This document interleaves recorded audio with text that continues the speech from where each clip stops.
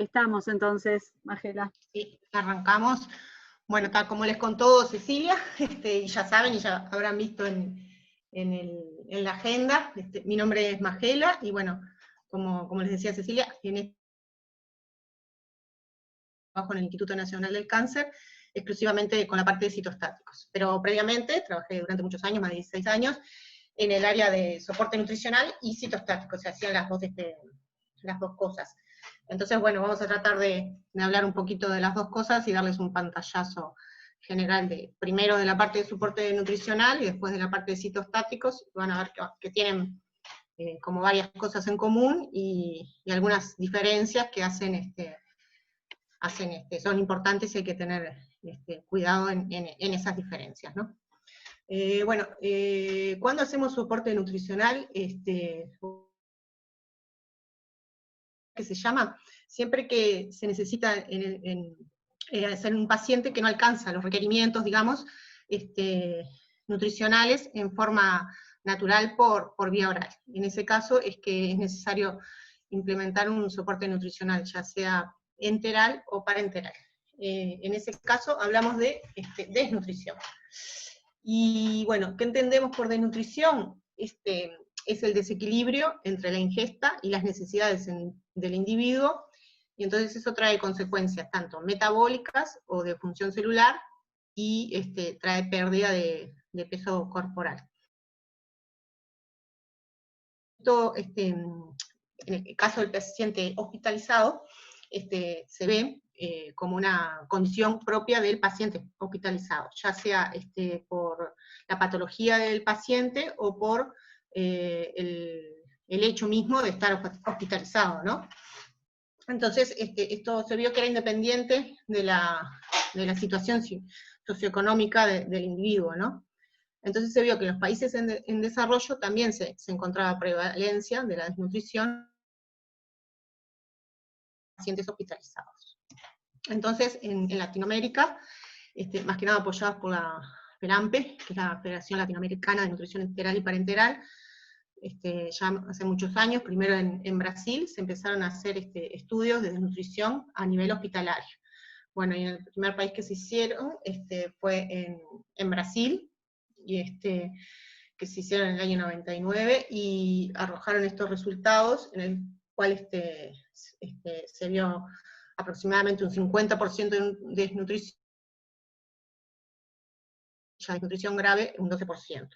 Estos estudios se hacían con nutricionistas que evaluaban a los pacientes, y hacían evaluación global subjetiva, que es uno de los métodos que utilizan las nutricionistas para evaluar a los pacientes en riesgo de nutrición, o con unos scores de riesgos nutricionales de los pacientes.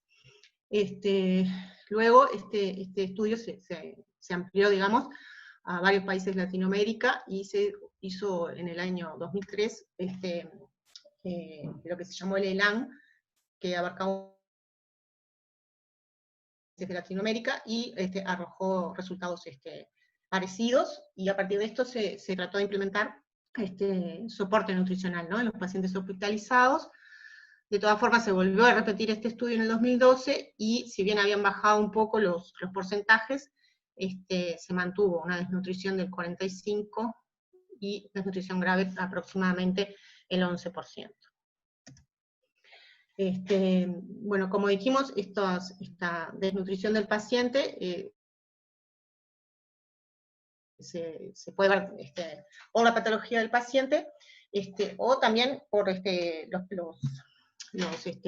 porque está expuesto, o tiene quimioterapia, o por la cirugía, o por los varios procedimientos a los que los llevan a los pacientes. Entonces, o puede haber, yo qué sé, problemas de deglución, problemas de absorción, y todo esto lleva a lo que habíamos dicho del paciente, que al estar hospitalizado lo lleva a una desnutrición. Y eso lo que puede llevar es que aumente, aparte de la propia patología del paciente, aumentar la incidencia de complicaciones, ¿no? Porque puede demorar, por ejemplo, la cicatrización de las heridas, puede haber complicaciones respiratorias, y bueno, todo esto puede llevar a que aumente la morbilidad y mortalidad del paciente hospitalizado, y bueno, esto obviamente puede llegar a incrementar los costos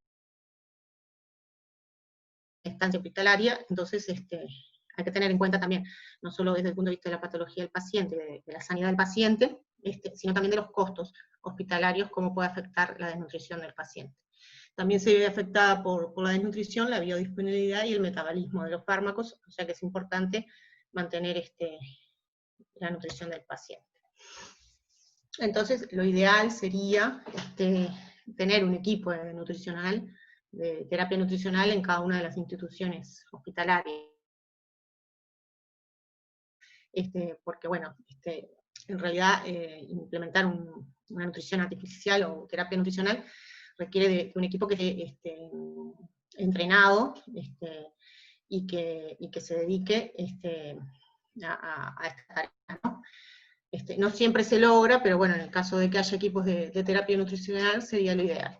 En este equipo de terapia nutricional debería estar integrado, bueno, por la nutricionista, como dijimos, que en realidad es la que detecta primeramente el paciente el riesgo nutricional o que es candidato a recibir soporte nutricional, y aparte en los casos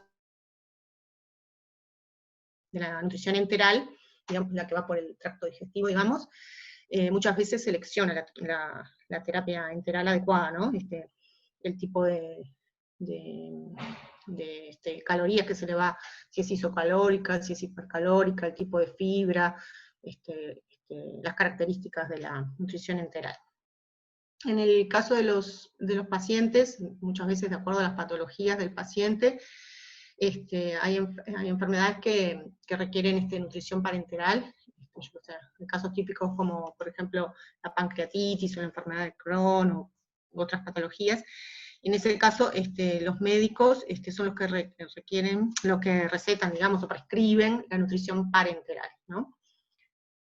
En casos, según la patología, es el médico de la nutrición parenteral.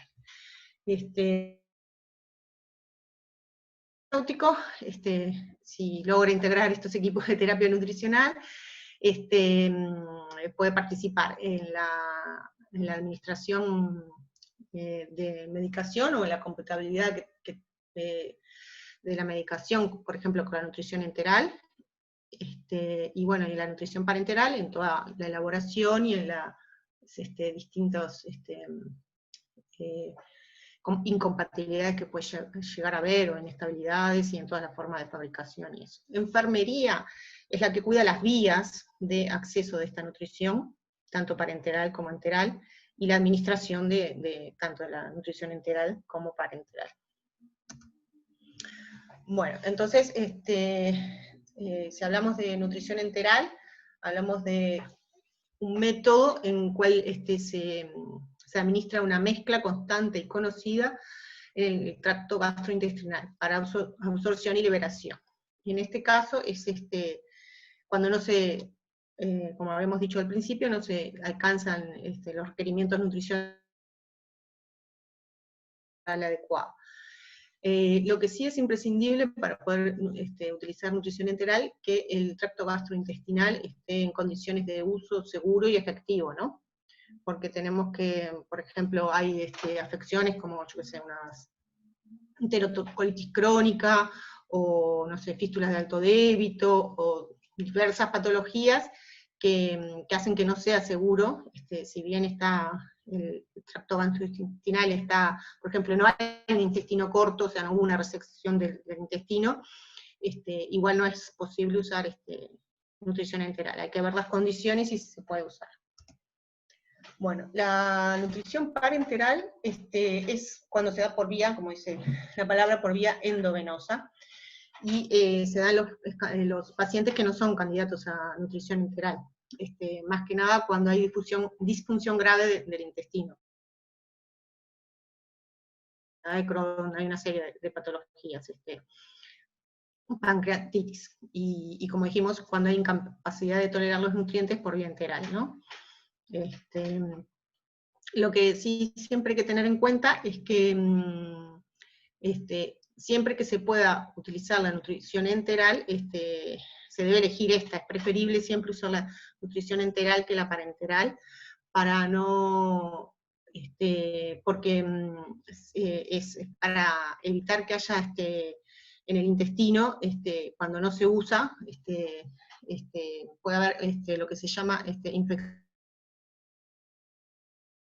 Entonces a veces también lo que se hace, aunque no sea con funciones nutritivas, digamos, que se administra nutrición enteral, se administra una pequeña porción de nutrición enteral como para mantener el trofismo intestinal y evitar que haya patologías o complicaciones, complicaciones, digamos, por la nutrición parenteral, que son por dejar de usar el intestino, ¿no? Digamos, porque no se está usando, entonces puede haber ese tipo de infecciones a nivel intestinal. En ese caso, digo, la nutrición enteral, más que un fin nutritivo, sería la nutrición parenteral. Bueno, como ya hemos hablado, tipos de nutrición, de terapia nutricional, pues puede ser la nutrición enteral, que como dijimos es siempre la elección, siempre que sea posible, que puede ser por vía oral, o en caso que no se pueda, se puede administrar por sonda. La parenteral, que puede ser por vía central o periférica, dependiendo de los aportes que se quieran hacer y de la condición del paciente. Y lo que pasa en muchas ocasiones es que, bueno, como siempre es preferible pasar a la vía enteral, muchas veces lo que se hace es lo que se llama el destete del paciente, que es que se va pasando de la vía parenteral a enteral. Digamos, de nutrición mixta, se va disminuyendo la nutrición parenteral y se va pasando a la enteral, y pasamos un periodo de nutrición mixta hasta, en el caso de que sea posible, pasar en forma total a una nutrición enteral. Hay casos de pacientes, digamos, que son, por ejemplo, pacientes de intestino corto, ¿no? Que van a depender toda su vida. En el Uruguay no hay muchos casos, porque somos poca población, pero no hay muchos casos que yo conozca o que en su momento conociera. Pero bueno, he conocido algunos casos por trabajo de niños que tenían intestino corto y dependían enteramente de la nutrición parenteral. Entonces, bueno, ya estaban en domicilio, pero bueno, ellos dependían enteramente de la nutrición parenteral y era su forma de vida, ¿no? Bueno, formas de administración de la nutrición enteral, que dijimos que puede ser por sonda. Esto es un esquemita, ¿no? De los diferentes tipos de sonda, que puede ser una sonda nasogástrica o bucogástrica. Después ya a nivel del estómago, la gastrotomía, la sonda duodenal, yeyunal y yeyunostomía a nivel del intestino. En general estas sondas a nivel del intestino y del estómago se ponen cuando hay operaciones ya a nivel de bloque. El otro tipo de sondas bueno, en general, los pacientes, que los tenemos con soporte nutricional, como dijimos, tienen alguna otra patología que los lleva a esta situación. Entonces, aparte de la nutrición artificial o el soporte nutricional, se les está administrando medicación, ¿no? Para su terapéutica farmacológica. Entonces, bueno, tenemos que tener ciertas precauciones para administrar los medicamentos, interacciones y que sean de máxima eficacia, digamos, ¿no? Que lograr el efecto adecuado. Entonces, siempre que podamos, las ondas son de calibre muy chiquito, entonces siempre hay que elegir formas farmacéuticas líquidas, siempre que sea posible. Como no sabemos cómo van a interactuar el medicamento con la nutrición enteral, lo más adecuado es no mezclar el medicamento con la nutrición enteral. Bueno, en caso de los medicamentos que sean con estómago vacío, suspender antes. Bueno, triturar las formas farmacéuticas sólidas cuando no existe otra alternativa, o sea, si podemos pasar a un jarabe o otro tipo de forma farmacéutica, líquida, gotas o lo que sea, esa sería la forma farmacéutica adecuada, digamos. Bueno, comidos con cubierta entérica, ni de liberación prolongada, ni de absorción sublingual, ni efervescentes, o que sean irritantes. cuando no haya otra opción y haya que triturar o disolver cápsulas, estos se deben diluir con agua en la jeringa, digamos, y bueno, y administrar diluidos en agua en la jeringa. Y siempre es importante irrigar la sonda con agua antes de pasar el medicamento, y sobre todo después de pasar el medicamento, porque a veces quedan partículas que pueden llegar a tapar la sonda. Entonces es bueno irrigar para limpiar bien la sonda, para después volver a pasar la nutrición, ¿no? Bueno, esto yo agregué acá un pequeño árbol de decisiones que encontré, que me pareció interesante, que muestra de alguna forma, cuando nos enfrentamos a la situación de administrar medicación en un paciente con una sonda, cuáles estas situaciones se dan, ¿no? Se dan en farmacia. Entonces, como habíamos dicho, bueno, no lo dijimos, pero bueno, siempre existe la posibilidad de ver si es absolutamente necesaria toda la medicación y se puede desprescribir alguna de las medicaciones que se está usando, ¿no? Siempre consultando con el médico y viendo con el médico las posibilidades, ¿no? Que es el que indica y el que prescribe. Bueno, si el paciente, a pesar de tener sonda, puede tragar la medicación o tomar la medicación por boca, bueno, esa sería la idea, ¿no? Después, si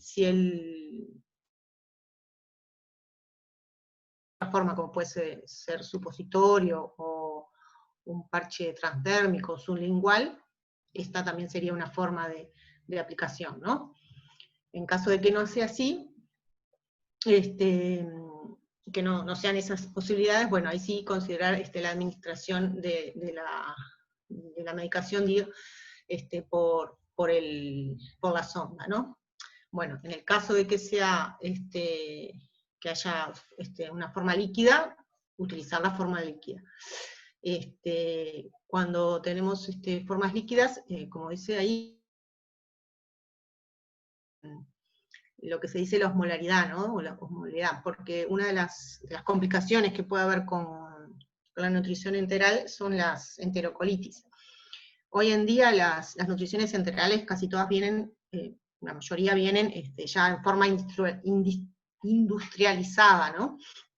Entonces, bueno, tiene un procedimiento de hacer aséptico y que hace que sean pocas las posibilidades de contaminación de la nutrición enteral. Antes se hacían en forma más manual y podía haber más posibilidades de contaminación. Pero bueno, hoy en día muchas veces se descarta el hecho de que por contaminación, pero sí puede pasar cuando hay medicamentos con alta osmolaridad o que se pasa, no sé, en forma muy rápida, que eso pueda provocar como enterocolitis. Entonces, bueno, hay que tener en cuenta eso y a veces diluir en un poco de agua para evitar esas complicaciones de la nutrición enteral que puede llegar a haber, ¿no? Bueno, en el caso de que no haya forma farmacéutica líquida, si el comprimido se disuelve, como habíamos visto, y en la cantidad suficiente de agua, 20 a 30 mililitros, y si no, si es con recubrimiento entérico o de liberación retardada, estudiar la posibilidad, sí o no, de que se pueda triturar, ¿no? Bueno, y acá este es un paciente, esta transparencia, digamos, esta placa, es de un ejemplo de un paciente que estaba con sonda nasogástrica, y bueno, un paciente de iniciales FM, es un caso práctico, o sea, real, sexo masculino, edad 78 años, el diagnóstico era agravio encefálico, y bueno, y tenía indicado levetiracetam 1000 miligramos, indicación eran comprimidos, Sinemet comprimidos, que eran recubiertos, y con mitoína también comprimidos recubiertos. Entonces, se vio que en dosis unitarias, en el caso del levetiracetam, había jarabe en suspensión, y bueno, entonces se le informó esta posibilidad, digamos, de dárselo en jarabe, y bueno, obviamente que accedió a esta posibilidad porque era lo mejor, ¿no? Para el paciente dárselo en forma líquida. Después, en el caso del Sinemet, eran comprimidos recubiertos, y se habló con el laboratorio, y bueno, eran de liberación retardada, prolongada, y el médico lo había indicado cada 12 horas. Entonces, bueno, se habló con él para igual y cambiar la posología cada 8 horas, porque bueno, al molerlo se estaría inhibiendo ese efecto del recubrimiento, y actuaría como una liberación inmediata. Entonces bueno, se pasó a una posología de 8 horas. En el tema con la comitoína, el recubrimiento era meramente estético, entonces bueno, también se consultó la posibilidad de darlo inyectable también, por alguna vía inyectable, pero bueno, muchas veces estos pacientes que están con sonda ya son pacientes muy, muy agraviados, y que tienen el caudal venoso bastante escaso, y que no tienen mucho caudal venoso. Entonces bueno, el médico prefirió que igual se lo dieran disuelto por la sonda. Entonces bueno, en este caso se prefirió también darlo por sonda, con dispersar, digamos, el comprimido. Esta era la indicación original. Bueno, este otro ejemplo que les traje, es más que nada para que vean, es una indicación tal cual, por eso aparecen algunos nombres comerciales, que no siempre que no deberían, pero bueno, aparecen, en la práctica aparecen. El Caviven es la nutrición parenteral, y bueno, en este caso todo el resto de subcutánea, o sea que en ese caso no hay inconveniente. Lo que sí hay que tener en cuenta que la vía de infusión, digamos, de la nutrición parenteral tiene que ser exclusiva para la nutrición parenteral, para que no haya interacciones, más allá de las propias que tiene la propia nutrición parenteral. Entonces tiene que ser la vía de nutrición exclusiva para eso. En este otro caso, también es nombre comercial, la nutrición, el soporte nutricional es el Fresubin, que es nutrición enteral, por eso dice bioral. Bueno, tenemos indicación de medicación subcutánea, y tenemos el bisoprolol por vía oral, que no es recubierto, y bueno, y con esta marca comercial Fremalt, que en realidad es el omeprazol, que en este caso viene en polvo. Y bueno, yo les quería traer este ejemplo porque es justamente un caso que es adecuado, justamente administrarlo, o sea, en polvo, hacer la dispersión, administrarlo por sonda, porque el omeprazol viene en cápsulas que bueno, que no hay que moler. Son gastroresistentes, ¿no? Las cápsulas Entonces, bueno, la idea es que administrarlos de esta forma, ¿no? Con estos polvos, para hacer la suspensión y no moler. Bueno, ahora vamos a pasar un poco a ver la parte de nutrición parenteral, cuando el paciente no puede recibir nutrición enteral, tiene que pasar a la nutrición parenteral. ¿Y qué entendemos por nutrición parenteral? Son una solución o emulsión que es estéril, apirógena, carbohidratos, aminoácidos, lípidos, vitaminas y minerales, y que está acondicionada en bolsas de etilvinilacetato, estériles. Les aclaro esto porque después no tocamos de nuevo lo de etilvinilacetato, pero bueno, se hace hincapié en lo del etilvinilacetato porque estas bolsas no contienen plastificantes, y los componentes de la nutrición pueden llegar a desprender los plastificantes de otro tipo de plásticos. Entonces por eso las bolsas, se hizo mucho hincapié en su momento, de forma de que no se desprendan los plastificantes con la emulsión. Bueno, algo de la clasificación de la nutrición parenteral, bueno, puede ser binaria o ternaria. Binaria en cuanto a sus componentes, o sea, a sus macro componentes. Si los macrocomponentes son solo dextrosa y aminoácidos, aparte de agua, que en general siempre llevan agua, es una nutrición parenteral que se llama binaria. Porque no necesariamente tienen que tener lípidos. La mayoría de las nutriciones parenterales van a ser con lípidos, porque aumentamos el aporte calórico con los lípidos, y así podemos disminuir la cantidad de glucosa, pero bueno, no siempre es posible, entonces a veces se hacen solo con glúcidos y aminoácidos. Bueno, según el aporte, como hemos visto, puede ser exclusiva o complementaria. Si la nutrición es exclusiva, es que solo se da nutrición parenteral, que es en el caso de las patologías que habíamos visto que no pueden recibir nutrición enteral o otro tipo de alimentación por vía oral. Y complementaria cuando se va pasando de una a otra, o complementaria a la nutrición enteral, ¿no?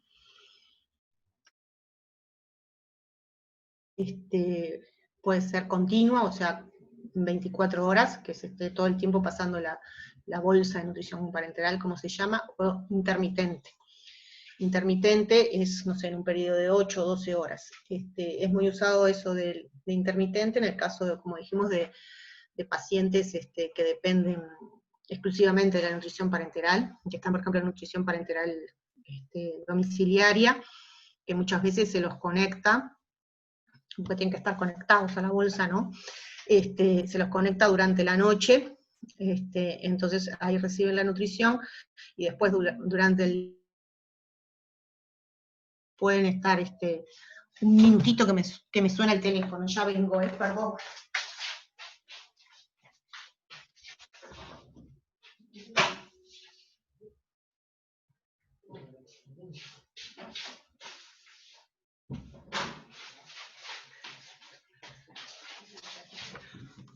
Bueno, no sé, volví yo, a ustedes no los veo ni nada, no sé nada de ustedes, pero bueno, supongo que...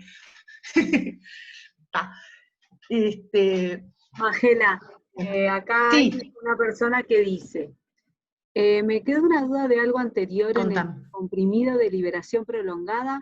¿No se corre riesgo de llegar a una concentración máxima muy alta al molerlo y administrarlo así? Bueno, no sé, eso por ejemplo fue lo que nosotros hablamos con el médico, lo discutimos con él, y en ese momento, en el caso de ese paciente, sí, a nosotros también nos surgió esa duda, y bueno, él prefirió hacer esa administración cada 8 horas, sí. Pero el tema es que no había otra, o sea, él quería esa asociación, o sea, cuando fuimos buscando algunos otros alternativas similares, digamos, que no tuvieran liberación retardada o que tuvieran otra opción, digamos, ¿no? Pero al hablarlo con él, como que él prefirió hacer esa indicación, y bueno, está. O sea, nosotros, si a él le pareció que estaba a hacerlo así, ¿no? A pasarlo así. Pero sí, nos surgió la misma duda a nosotros, y nosotros, el tema es que no había otra asociación como él quería de esa medicación, ¿no? Porque si no, capaz que hubiera sido más útil pasar a una de liberación inmediata, digamos, ¿no? No sé, Cecilia, vos qué opinás o qué más podés aportar. Acá dice, pero se dio menos comprimido. O sea, la idea es de la liberación prolongada, se puede hacer por diferentes, ¿no? necesidades. Una, disminuir el número de tomas, u otra, Sí, no, disminuir las oscilaciones. Entonces, depende de muchas veces de lo que, ¿no? Del fármaco. Entonces, en realidad, si yo logro, no sé, por ejemplo, muelo un comprimido y, o sea, para nosotros que, o sea, vimos la tecnología de fabricar algo de liberación prolongada y que alguien venga después lo muela y lo quiera administrar, nos parece algo como bastante raro. Sin embargo, si es lo único, el único disponible y el paciente es el fármaco que necesita, y bueno, vas a tener que hacer eso tratando de ver de que si el problema es que en altas concentraciones o cuando hace un pico muy agudo, el paciente tenga efectos adversos, entonces quizás hay que darle menos dosis por cada una de las tomas y de esa forma tratar de minimizar la aparición de efectos adversos. No sé si no me quedó claro, ¿el médico modificó la posología cuando pasaste a...? Sí, cada 8 horas, porque había puesto cada 2, Capaz que es como una cada forma 8 de horas. tratar de prevenir que al darle menos dosis, ¿sí? Al acortar los intervalos posológicos, tú das menos dosis y también disminuís la oscilación pico-valle. Entonces, capaz que desde ese punto de vista lo estás tratando de... dice, pero le dio menos dosis, pregunta. Si yo asumo que es la misma dosis, pero dividida en 3 veces en lugar de 2. Sí, lo indicó cada 8 horas, sí. Sí, en ese momento, lo hicimos así, sí. Por eso, pero es menos Lo dosis. hablamos con él y nos dijo eso, sí.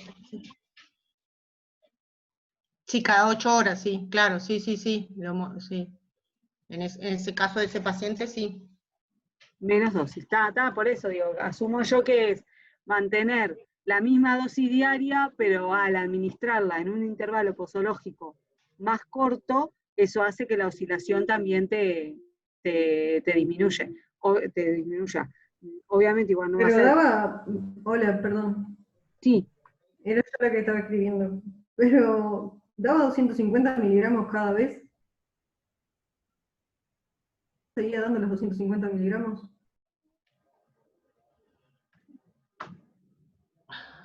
Bueno, a ver. sí, en realidad, ¿dónde estamos?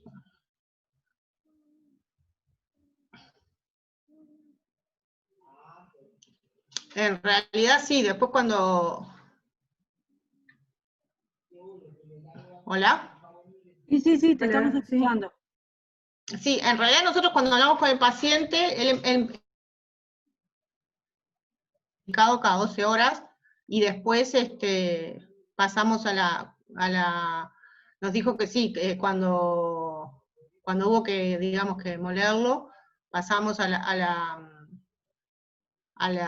¿cómo es? A la indicación cada 8 horas. Sí. Claro, pero no cambió la dosis, lo que cambió fue la posología. Sí, en realidad sí. Sí, capaz que no, que tendríamos que haber previsto, discutido más con él de disminuir un poco la dosis para evitar esos picos, ¿no? Él pasó de darle 500 a darle 750 al día. Claro, él nos dijo que en vez de darlo cada 12 horas, que lo pasáramos a dar cada 8 horas, sí. Sí. Sí, capaz que no, sí, en eso sí, no tuvimos en cuenta eso cuando pasamos a darlo cada 8 horas. No, yo lo que pensé que capaz que ustedes si preparaban la medicación para el día, suponete, vos los 200, o sea, los 500 totales, en Sí, vez de que dividirlo en 2 tomas, los 500 miligramos en 3 partes, en 3 los tomas. 500 en 3. Entonces la dosis diaria Sí. es la misma y lo que modificaste es el intervalo posológico y ahí modificás la oscilación pico-valle. Pero dándolo así Claro. no modificás eso. Claro, no, sí, tenés razón, sí, no, tenés, Claro. está bien la pregunta, sí, tendríamos que haberlo discutido un poco más. Gracias. Está bien. ¿Alguna otra consulta de esta parte, chiquilines?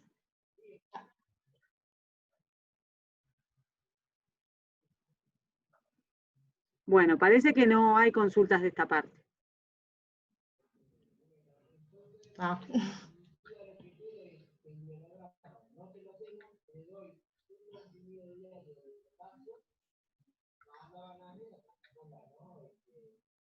Bueno, creo que nos habíamos quedado por acá por los tipos de administración de nutrición. Y bueno, según la vía de administración, sí puede ser central o periférica. Una vía central va a ser con mayor aporte, y una vía periférica con un menor aporte de nutrientes, ¿no? Y con menor osmolaridad según los requerimientos del paciente. Entonces, la elección del acceso venoso, o sea, de cómo se la nutrición parenteral, va a depender de los requerimientos nutricionales del paciente, ¿no? Si, por ejemplo, la nutrición parenteral va a ser total o exclusiva, ¿no? En el caso de un paciente que solo pueda recibir nutrición parenteral, en este caso, lo más probable es que tenga un acceso por vía venosa central, porque es la forma de que pueda recibir todos los aportes, porque cuando tenemos una vía, cuando tenemos más aporte, lo que hacemos en la una nutrición parenteral con más osmolaridad, entonces solo se puede dar por una vía venosa central. Bueno, también va a depender un poco de la enfermedad de base, ¿no? Porque como dijimos, hay patologías que llevan exclusivamente nutrición parenteral por un periodo largo de tiempo, ¿no? Como por ejemplo el intestino corto, como dijimos, entonces esas van a ser con un acceso venoso central, y bueno, según el tiempo previsto, porque las nutriciones parenterales tiempo se van a hacer por una vía periférica. En cambio, cuando ya se va a prever un periodo largo, en ese caso va a ser una vía central. Bueno, las vías de acceso venoso central pueden ser directamente por una vena central, o en otros casos se hace lo que se llama un PIC, que es que se inserta un catéter por una vía periférica y se llega al acceso venoso central. Esto se usa mucho los PIC que se llaman, en los neonatos, se hace mucho. Como dijimos, los accesos venosos centrales van a llevar mayor osmolaridad, son para nutriciones parenterales más largas, y nutriciones parenterales completas, ¿no? Sí, o sea, que es todo el aporte por la nutrición parenteral. En el acceso venoso periférico tenemos como ventajas que al tener menor osmolaridad se pueden pasar por vía periférica, y bueno, entonces para poner la vía, digamos, se necesita menor entrenamiento, porque las vías venosas centrales en general se colocan en bloc y se colocan por médicos, ¿no?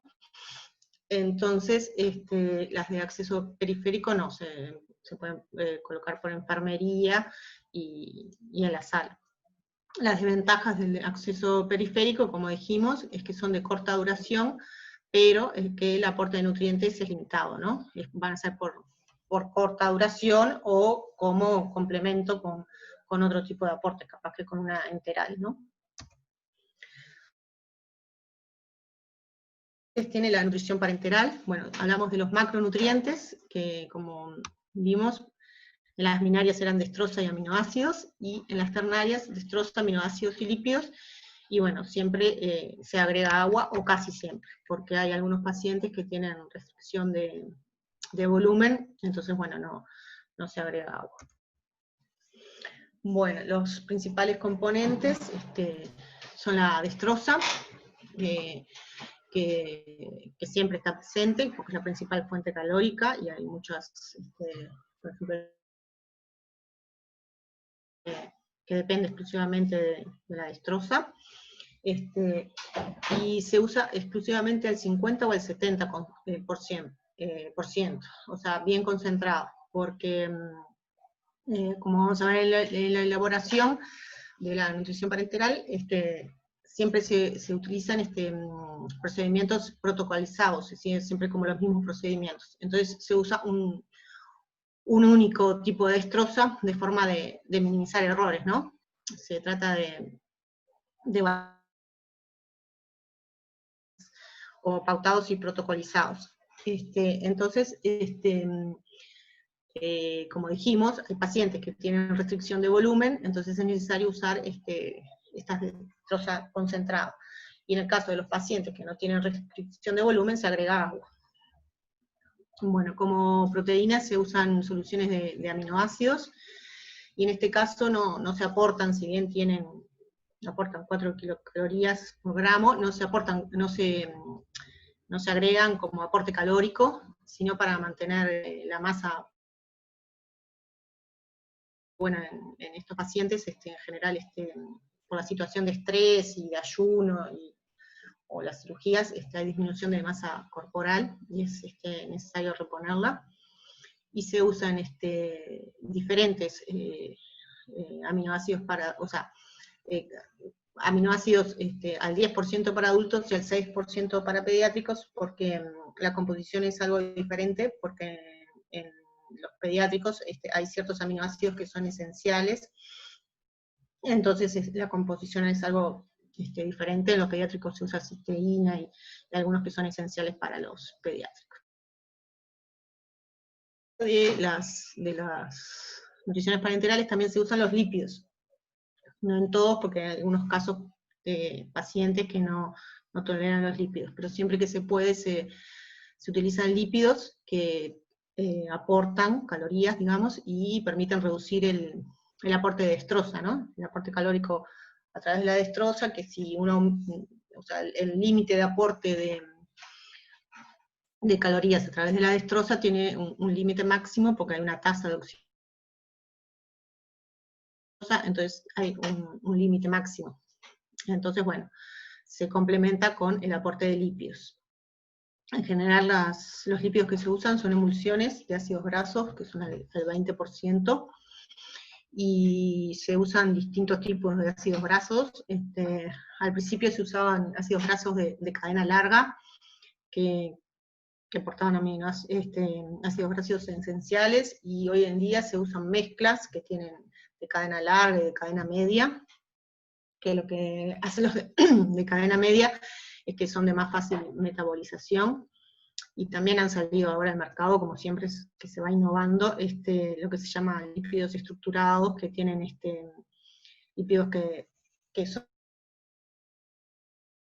de pescado y el aceite de oliva, que le dan ventajas, porque uno de los problemas que tienen los lípidos que sufren peroxidación, entonces bueno, se disminuye esa tendencia a la peroxidación añadiendo estos tipos de ácidos grasos.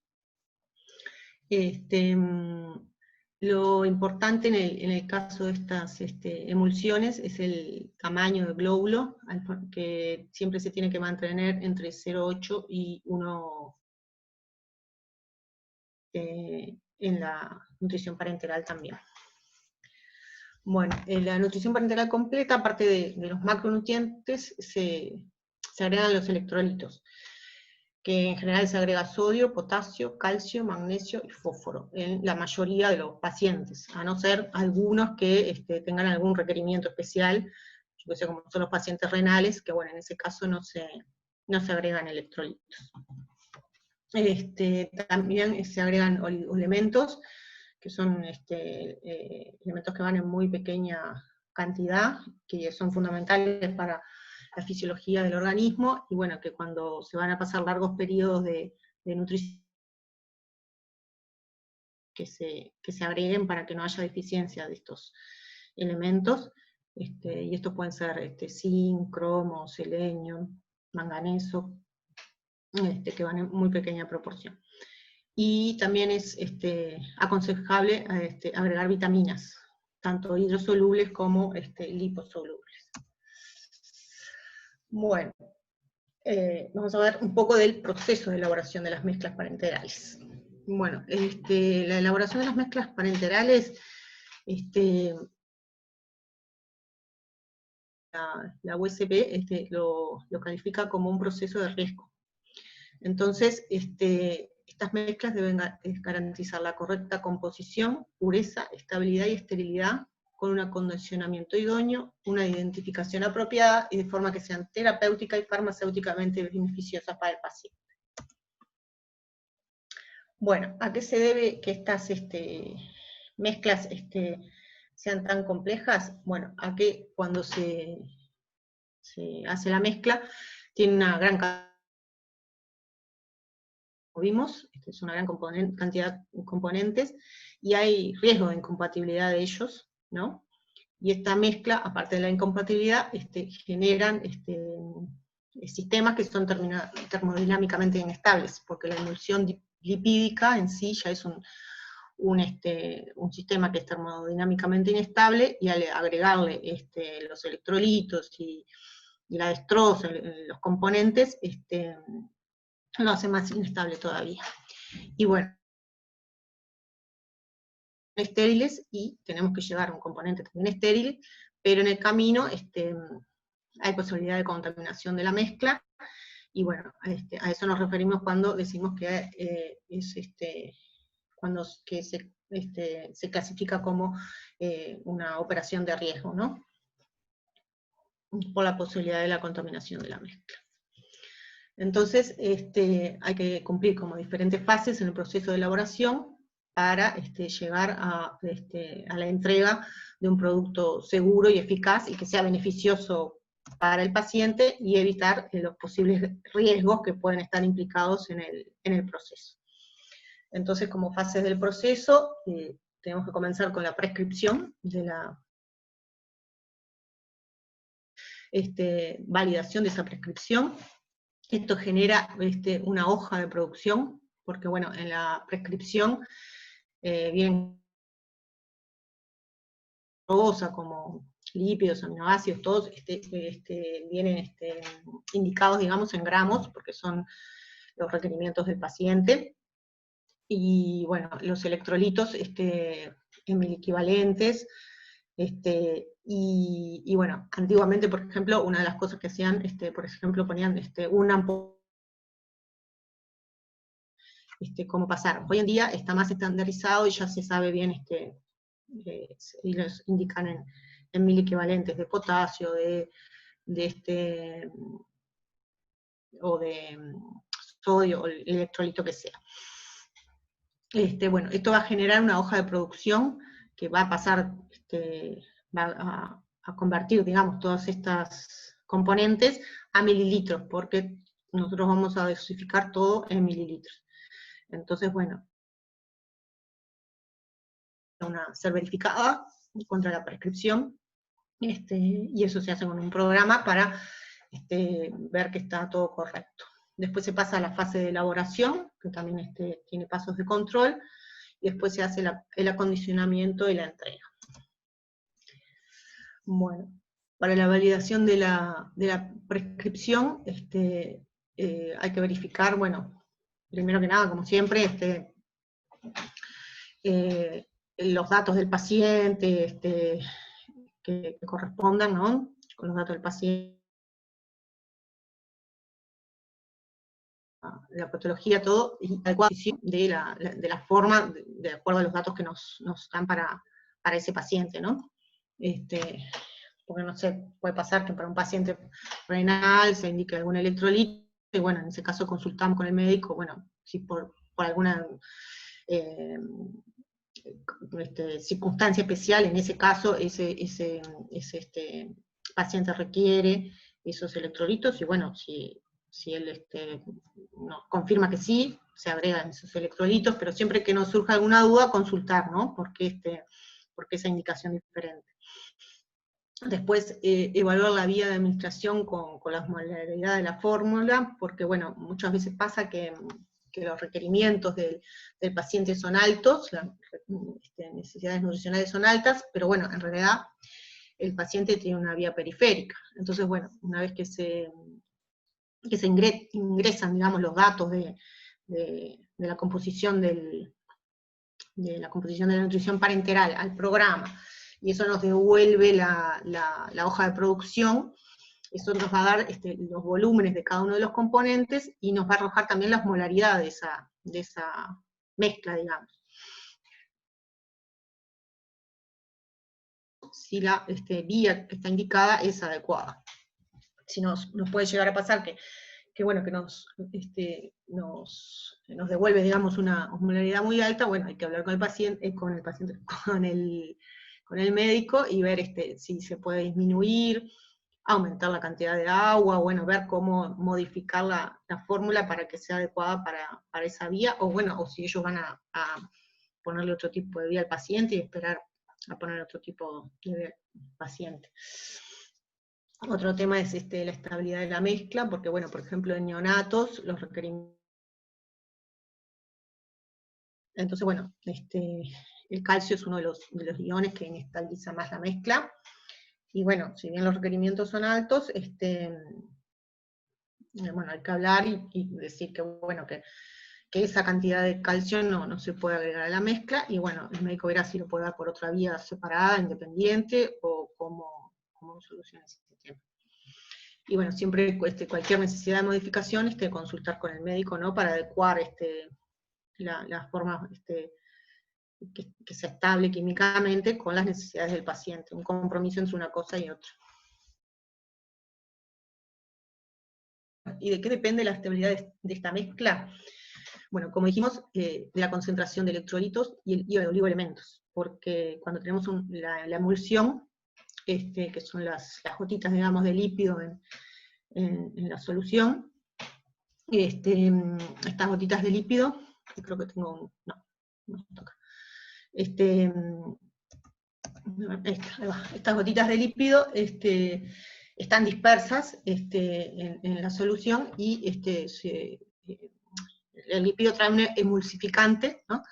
que son fosfolípidos que tienen fuerzas repulsivas negativas. Cuando nosotros le agregamos electrolitos que tienen fuerzas que son cargas positivas, o elementos que aunque están en muy pequeña cantidad pueden llegar a ser trivalentes, como puede llegar a pasar con el caso del hierro, ¿no? Que en general el hierro no se agrega porque desestabiliza mucho la emulsión. Entonces hay que ver la concentración máxima de estos electrolitos y elementos que se pueden agregar para no desestabilizar la mezcla.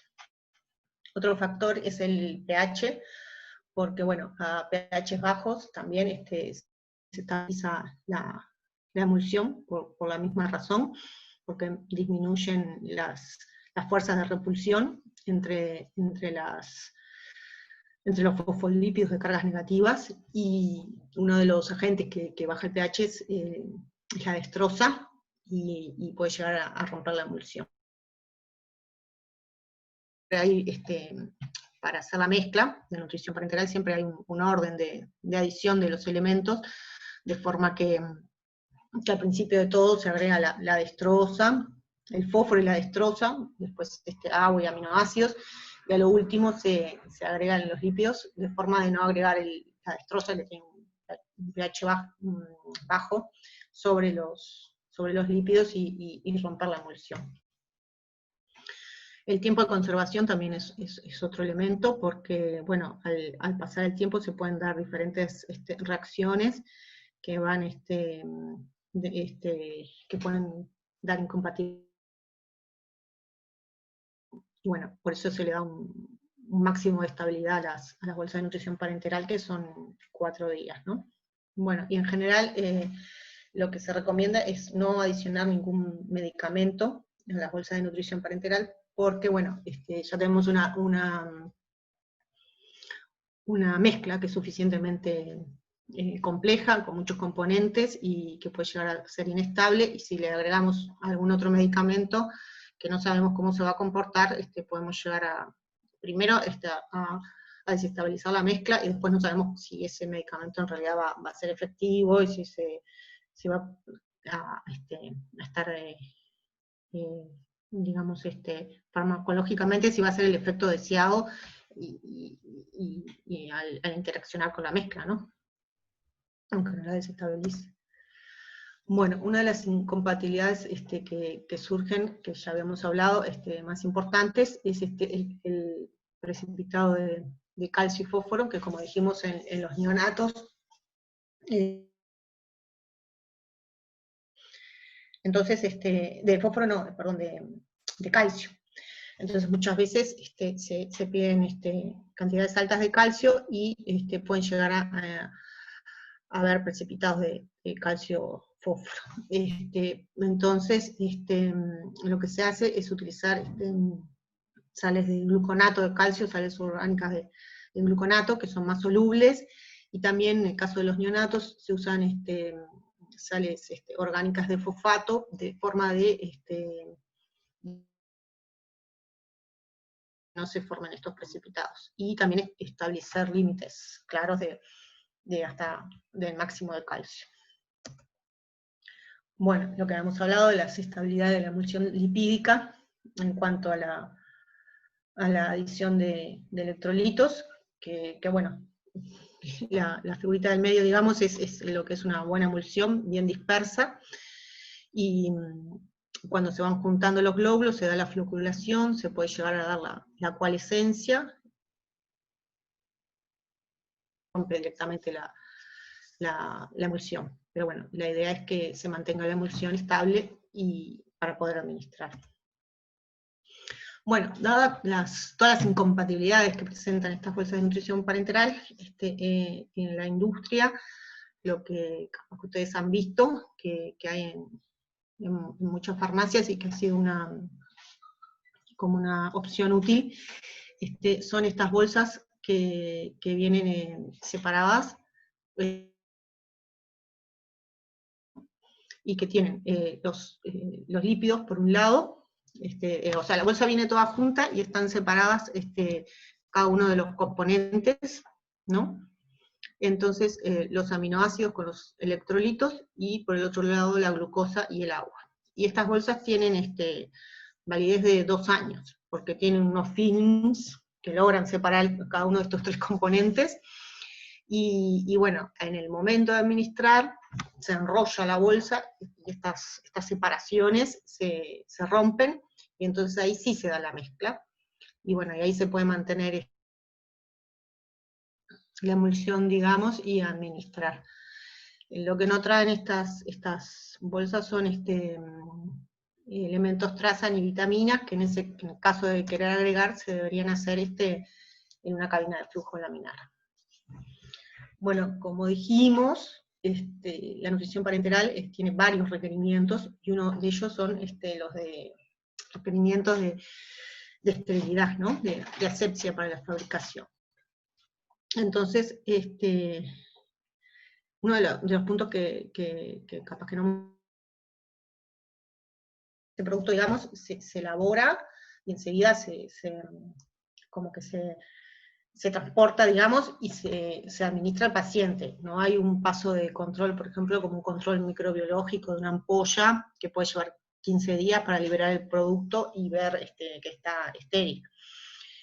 Tampoco hay una dosificación de cada uno de los componentes, para ver que están dentro del rango especificado. Entonces, por eso es que lleva todos estos pasos para la elaboración, ¿no? Entonces, bueno, tiene requerimientos con personal que esté capacitado en la tarea, y adiestrado adecuadamente, verificado su idoneidad, con vestimenta adecuada, ¿no? Para trabajar, o sea, con mamelucos que no desprendan partículas, que sean estériles, con guantes, con tapabocas, con cubrecalzado, y tienen que trabajar con procedimientos escritos y conocidos, siempre de la misma forma, para no tener desviaciones de los procesos. aséptica, para evitar, porque como dijimos, partimos de productos estériles, tenemos que llegar a productos estériles, entonces tratando de evitar la contaminación en todo momento. Entonces también para esto necesitamos un área de preparación, ¿no?, que sea adecuada. Entonces, las áreas de preparación para nutrición parenteral en general deberían contar con un área preaséptica o de acondicionamiento, con pasamateriales y vestuario. El pasamateriales para pasar todos los insumos que vamos a utilizar para la fabricación, y en esta área se hace la desinfección de los materiales. Y el vestuario para el pasaje del personal y el cambio de ropa, ¿no? Una segunda área, que es el área séptica, que es donde está la cabina de flujo laminar horizontal, también con un vestuario y un pasamateriales para el pasaje del personal y el pasamateriales. Cada una de estas áreas es un área clasificada, ¿no? Bueno, ¿cuáles son las características edilicias de todas estas áreas? Bueno, cada una de las áreas, la de acondicionamiento y la de fraccionamiento, tienen que tener filtro cepa, para lograr condiciones, lo que se llama condiciones de aire controladas, que son con un límite de número de partículas adecuados a cada área, ¿no? Que no se puede sobrepasar ese límite para estar trabajando en el área adecuada, de acuerdo a los requerimientos. Después todas las áreas tienen que tener luminarias en potas, o sea, para que no haya salientes, para evitar que se junte la suciedad, digamos, y poder hacer la limpieza adecuada, para tener condiciones de limpieza adecuada. Y bueno, estos ángulos sanitarios, que son los ángulos redondeados para el tema de la limpieza adecuada y que no se junte suciedad, digamos. ¿Cómo son las presiones en el caso de nutrición parenteral? Siempre se trabaja con presión positiva, siempre se va con la presión desde de adentro, la presión mayor va a ser la de adentro hacia afuera, ¿tá? Se trabaja con presión la más positiva en el interior y después vamos bajando la presión, de forma que cualquier contaminación microbiológica que pueda llegar a existir salga y no se mantenga en el recinto, ¿tá? Porque hay que tener en cuenta que estamos trabajando con productos que son estériles, que no se pueden contaminar, pero que no son tóxicos, digamos, para el operador, ¿no? Bueno, acá es otra foto de las características del área, que en general tienen que ser materiales lavables, ¿no? Entonces por eso están acero inoxidable y las puertas, en la medida de lo posible también, y paredes también que no sean porosas y que sean lisas para que sean lavables. Todo eso en la medida de lo posible, obviamente. Bueno, como dijimos, teníamos requerimientos de aire, entonces estas preparaciones se realizan en cabinas de flujo laminar que sea horizontal, ¿no? Que es una presión positiva y siguiendo una técnica aséptica. En esta técnica, como ya dijimos, partimos de insumos estériles y llegamos a un producto que debe ser estéril, y entonces trabajamos en condiciones, como dijimos, controladas, porque las cabinas de flujo laminar son casi 100 partículas por pie cúbico, según la norma de Estados Unidos. Después, según las normas internacionales son casi 5, y bueno, pero dependiendo de las distintas normas, la clase, pero todas se corresponden, digamos, ¿no? Lo importante es que no pueden sobrepasar ese número de partículas. Lo que le decía de las vestimentas, se usan mamelucos con capucha, todo que no desprendan partículas, bocas, guantes, y bueno, y acá está introduciendo con jeringa. Bueno, el método de llenado de las bolsas de nutrición parenteral, antes se hacía por gravedad, iba cayendo el volumen que se necesitaba poner, que se medía en el frasco, digamos, se iba midiendo en el frasco y se iba pesando en una balanza. Y después los micronutrientes se ponían con jeringa en forma manual.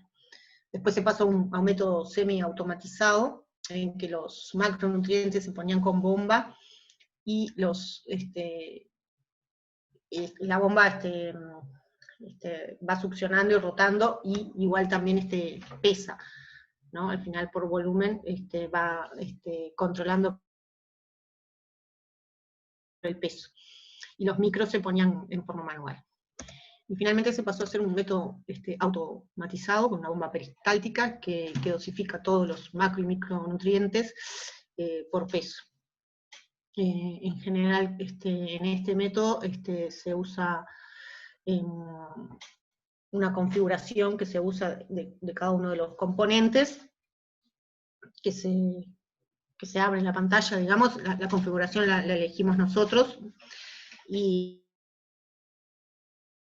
la misma, en general siempre utilizamos la misma para todo el día, que es el orden que dijimos de adición de los componentes, ¿no? Porque como habíamos hablado, que va a haber incompatibilidades, siempre se van a poner primero la dextrosa y el fósforo con el agua y los aminoácidos, después si es aminoácido para adulto, para pediátrico, o los electrolitos, en el orden que se usan los electrolitos, y bueno, toda esa configuración se carga en la máquina, y la máquina va adicionando en ese orden. Después lo que se hace cada mañana es cargar cada uno de los insumos en la máquina, llenando las tubuladuras. Y la máquina tiene un sistema de verificación por código de barras para ver que se llenó correctamente cada puerto, que se llama, con el insumo que corresponde. Y después que se armó la máquina, igual hay un doble chequeo, que entra el químico a llenar, digamos, va viendo cada tubuladura y va chequeando que corresponde al insumo que fue colocado, ¿no? Porque, bueno, no puede haber errores en el armado de la máquina y en los insumos que se introducen. Porque después lo que se hace es que se carga en el programa la hoja de producción, ¿no? Con un archivo, y ese archivo va a la máquina, y la máquina lo carga, y lo que se hace es entrar al área, digamos, al área de producción. Se entra igual con la hoja de producción, digamos, pero la máquina automáticamente con ese archivo va cargando cada uno de los insumos, y con la hoja lo único que se controla es que, bueno, que es ese paciente con ese número de identificación que se de ese día, y bueno, que se va cargando cada uno de los insumos con los mililitros que dice.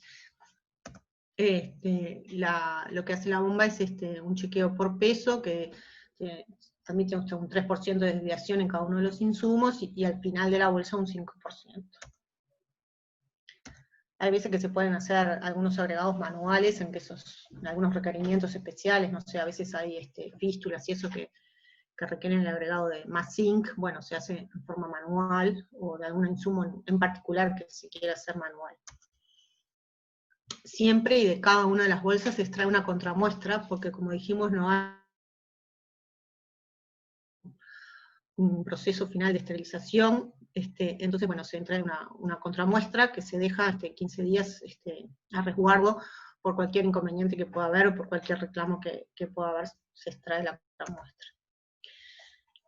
También se elimina el aire, hay que tratar de eliminar todo el aire, porque como dijimos, los lípidos que sufren peroxidación, para tratar de evitar, y aparte para que no pase.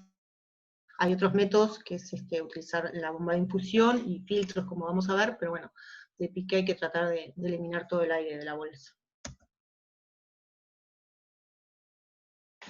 Bueno, es importante tener controles físicos del área de producción, ya que no vamos a tener un control final, que son la temperatura y la presión del aire, para saber que estamos trabajando adecuadamente. Y después controles semestrales, que en general están tercerizados, que son la integridad de los filtros, ya que trabajamos con filtros EPA, la velocidad del aire, que tiene que estar dentro de determinadas especificaciones para que no crear turbulencias. Hablamos de que estábamos en áreas de número de partículas limitado, entonces bueno, se hace el conteo de esas partículas y se verifica que estamos dentro de las especificaciones, y con ese conteo de partículas se clasifican las áreas, como dijimos, clase 100 para los flujos, después para el área de fraccionamiento clase 10.000, y clase 100.000 para el área aséptica o de acondicionamiento, que esas se corresponden también con la clasificación por las normas ISO, que corresponden al área a las 5, creo que es, a las 7 y a las 8, pero en realidad se clasifican, se trae el informe y se clasifica que estén dentro de las áreas. Cualquier inconveniente que haya, bueno, se hacen las reparaciones, se ajustan los ventiladores de los filtros, y se ven los ajustes que hay que hacer para estar dentro de las especificaciones. También se hacen controles microbiológicos dentro del área, que se hacen con placas de sedimentación, dependiendo de las áreas, pueden ser diarios o no. Se pueden poner en el piso, en el flujo, hay que determinar, eso se determina previamente cuáles son los puntos críticos, y en esos puntos críticos es que se ponen las placas, ¿no? También al finalizar la jornada se hace muestreo de manos, y también en la mesada de superficie, como para mantener el área en condiciones y que mantuvo el área limpia. También al final de la jornada, digamos, después de terminar todas las preparaciones, se hace una bolsa de prueba con medio de cultivo, o sea, se pone la mitad de volumen de cada uno de los ingredientes que se utilizó, y la otra mitad de volumen con medio de cultivo, y se deja, se manda a la parte de microbiología, y se deja los 15 días. Después controles visuales a la salida en el área de acondicionamiento, el que recibe la bolsa hace integridad del envase, la humedad de la mezcla, la identificación de la bolsa, y a veces se hace un control final de peso, aunque ya lo ha hecho la máquina, ¿no? Bueno, se hace el etiquetado, el envasado con los filtros, dependiendo de si son con lípidos 1.2, y si no 0.22 micras, cuando es sin lípidos, y se pone en una caja de espuma con refrigerante, porque estas nutriciones se deben mantener en heladera, entre 2 y 8 grados, hasta más o menos media hora antes de administrar. Así que se mandan en heladeritas. Bueno, todas las nutriciones parenterales se administran con filtros, porque hay una alerta de la FDA, y bueno, acá se adoptó esa administración con filtros, porque bueno, hubo un problema de precipitación de calcio fósforo con unos neonatos en el año 94, y a partir de ese efecto, digamos, o de esa reacción, ¿no? De ese hecho, fue que se empezó a administrar con filtros las nutriciones parenterales. Bueno, acá hay una foto del acondicionamiento, y bueno, por ahora está, pero no haber sido demasiado aburrido. ¿Tienen alguna consulta, chiquilines? Esta última parte. A los que ya hicieron farmacotecnia y eso, esta parte capaz que es un poco más conocida. Bueno, parece que no, Magela. Así que te damos unos minutitos, si querés, y así descansás y recomponés, y ahora seguimos con la de reconstitución de estáticos, si te parece, ¿sí? Dale, ya voy a buscarla. Voy a tomar un poquito de agua y ya voy a buscar eso. Dale. Perfecto.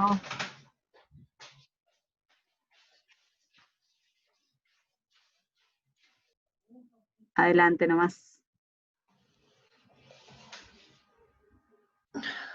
Bueno, esta parte va a ser más rapidita porque hay mucha parte que se comparte, más que nada de la parte del área y de la estructura edilicia, así que la vamos a pasar bien rapidito. Pero bueno, en esta parte vamos a ver la parte de reconstitución de citostáticos, que es otro tipo de mezclas parenterales. Entonces, bueno, como todos saben, los citostáticos son utilizados para el tratamiento del cáncer, que es el crecimiento de estas células malignas que invaden otros tejidos y con malignidad, y se puede utilizar como terapia única o asociada a otras medidas como puede ser cirugía o radioterapia. ¿Y cuál es el inconveniente que tienen los citostáticos? Es que tienen estrecho margen terapéutico y tienen alta posibilidad de causar efectos adversos. Entonces, ¿por qué es que son tóxicos? Porque tienen poca especificidad. Actúan sobre órganos y tejidos con alta capacidad de proliferación. Entonces, aparte de actuar sobre el tumor, el cual es el objetivo, también actúan sobre otros órganos como son la médula ósea, el tracto gastrointestinal, la piel y las mucosas. Todos estos tejidos tienen alta capacidad de proliferación y por eso actúan también los citostáticos. Entonces, en estos casos lo que se hace para tratar de minimizar estos efectos es utilizar medicación de soporte. Por eso se usa muchas veces como premedicación, premedicación y posmedicación también, ¿no? Pero como ya se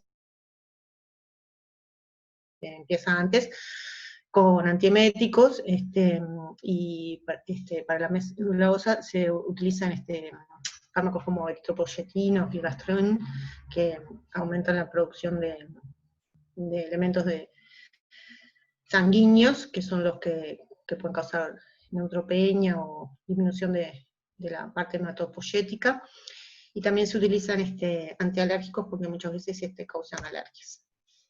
Pero el efecto más importante a nivel acumulativo, carcinogénicos y teratogénicos, ¿no?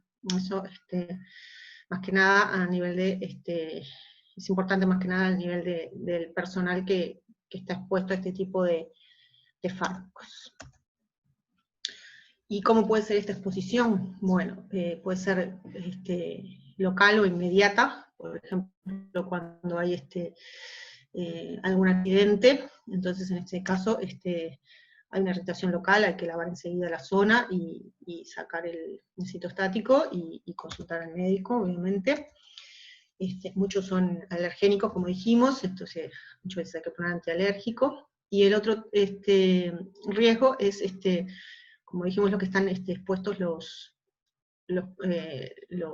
operadores, digamos, ¿no? Que son los producidos por exposiciones prolongadas en el tiempo, en forma continua y repetida, en bajas dosis por vía cutánea, mucosa o inhalatoria. Y en este caso el efecto es acumulativo. Por eso es tan importante tener las precauciones en el personal que maneja este tipo de citostáticos. Y por eso es lo que decimos, adoptar medidas protectoras tanto en el paciente, en el manipulador, como en el medio ambiente. ¿Cuáles pueden ser las fuentes de exposición? Bueno, la ingestión inadvertida, el contacto incidental, como dijimos, por accidentes, y más que nada la inhalación de aerosoles formados durante la manipulación. Cuando se hace la reconstitución de los citostáticos, en el manejo diario de los citostáticos, la inhalación de los aerosoles. Bueno, ¿cuáles son los pasos en que se puede dar la exposición? Muchos de los citostáticos vienen como polvos liofilizados, en los cuales se les extrajo toda el agua para darle mayor vencimiento, mayor durabilidad al citostático. Entonces, para después disolverlo y ponerlo en el suero, digamos, o en el suero que corresponda, hay que reconstituir. A reconstituir citostáticos que se forman aerosoles, y esos son los que es una fuente de exposición. Después de la reconstitución hay que sacar la dosis adecuada de fármaco para poner en el suero. Entonces ahí también se puede salpicar fármaco, y es otra fuente de exposición. Y también para ajustar la dosis, ¿no? Como para enrasar la dosis, hay que expulsar aire, y bueno, ahí también puede haber exposición por salpicaduras con el fármaco. estrategias que se crearon hace mucho tiempo para evitar esta exposición, porque se vio hace tiempo que existía este problema, que había que intentar evitarlo para evitar las complicaciones, ¿no? Entonces, hay varias estrategias que utilizarlas todas juntas, ¿no? Crear una unidad de fraccionamiento de citostáticos, utilizar ropa protectora, trabajar en la cabina de seguridad, utilizar técnicas, igual que en nutrición parenteral, ajustarse a los procedimientos escritos, la adecuada disposición final de los residuos, porque estos citostáticos son tóxicos para el medio ambiente también, entonces otra de las cosas que hay que cuidar es el medio ambiente, realizar los controles sanitarios del personal que trabaja periódicamente, y, como siempre, capacitar al personal para trabajar con este tipo de fármacos. Entonces, la unidad centralizada de fraccionamiento de citostáticos, eso forma parte del servicio de farmacia hospitalaria, es un área dentro de la farmacia clínica,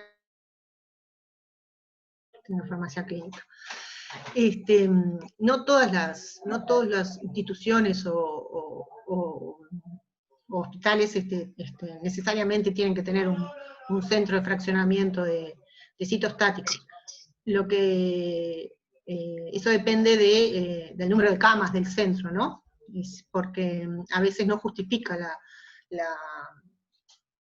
el diseño, la formación de un centro de fraccionamiento de citostáticos cuando el número de camas no es suficiente. Lo que sí es importante es que si no existe un centro,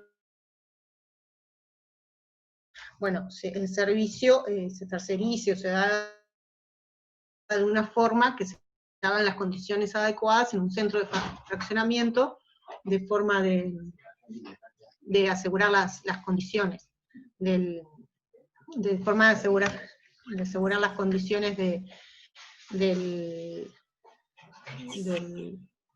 fraccionamiento, ¿no? En el año 2003 se estableció que el jefe de la unidad de reconstitución debe ser un químico farmacéutico. Y el 5 de marzo del 2018 se aprueba la guía de funcionamiento para las unidades de reconstitución de citostáticos. Antes de esta fecha ya, de todas formas, existían muchos centros de reconstitución de citostáticos, y estos se fueron diseñados, sus procedimientos y sus formas de trabajo, por las normativas que existían, por ejemplo, en la USP, en las normas de la USP, o en los reglamentos del Mercosur, tanto de Brasil o de Argentina, y se trabajaba de acuerdo a estas normas, y se inspeccionaba de acuerdo a estas normas también. Bueno, ¿cuáles son las condiciones que debe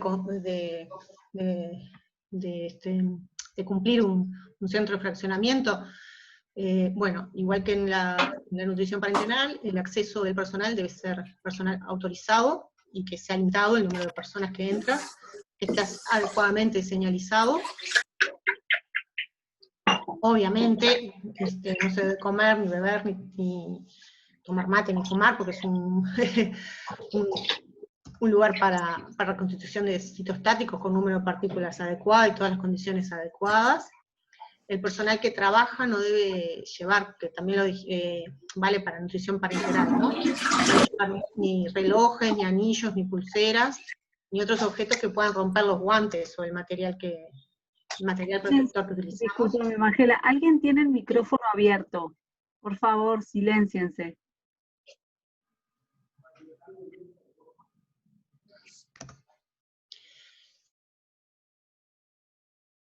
Importante no utilizar maquillaje, que esto también vale para nutrición parenteral, por eso, como les decíamos, hay muchos puntos que están en común con la parte de nutrición parenteral, porque esto puede aumentar la exposición a citostáticos en caso de contaminación, aparte de que, bueno, podemos estar liberando partículas también al ambiente, ¿no? La distribución de las áreas es igual que en el caso de nutrición parenteral.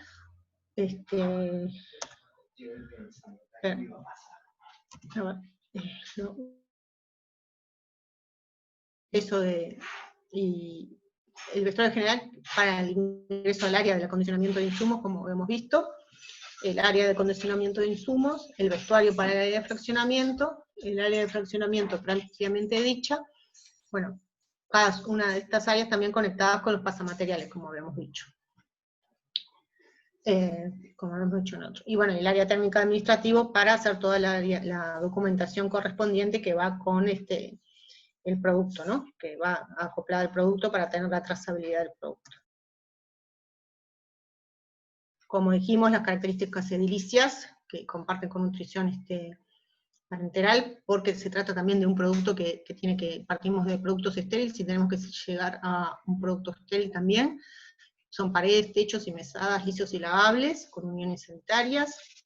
Los pisos también lisos y lavables, con las luces empotradas. Y también las áreas de trabajo tienen que tener filtros CEPA para tener áreas de cantidad de partículas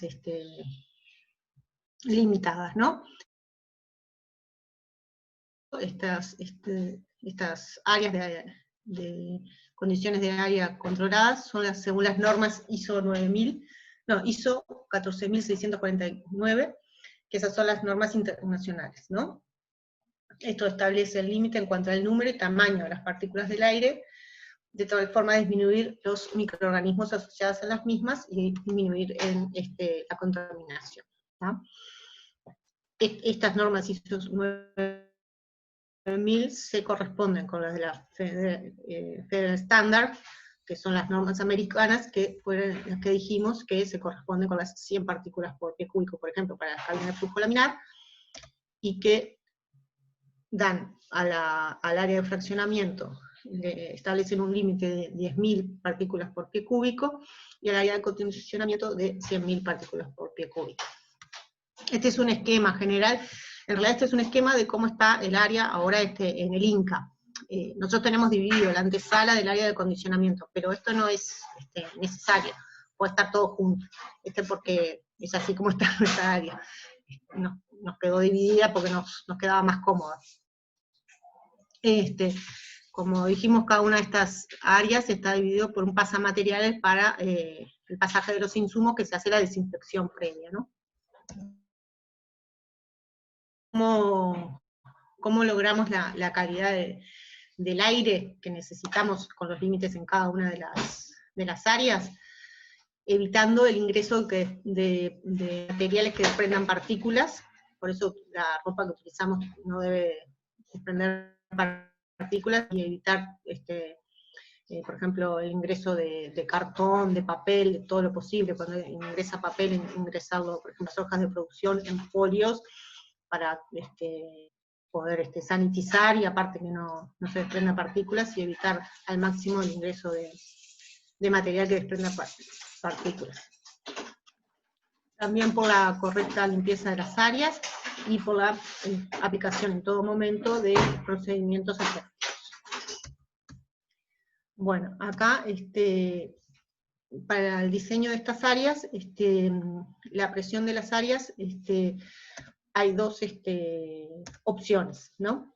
Porque en este caso tenemos que tener un producto que se mantenga estéril, pero es un producto tóxico para el operador.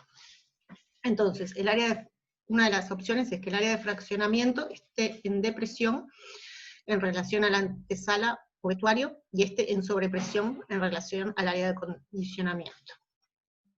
Y la otra opción es que el área de fraccionamiento esté en depresión en relación a la antesala, y esta en depresión, en depresión con relación al área de acondicionamiento.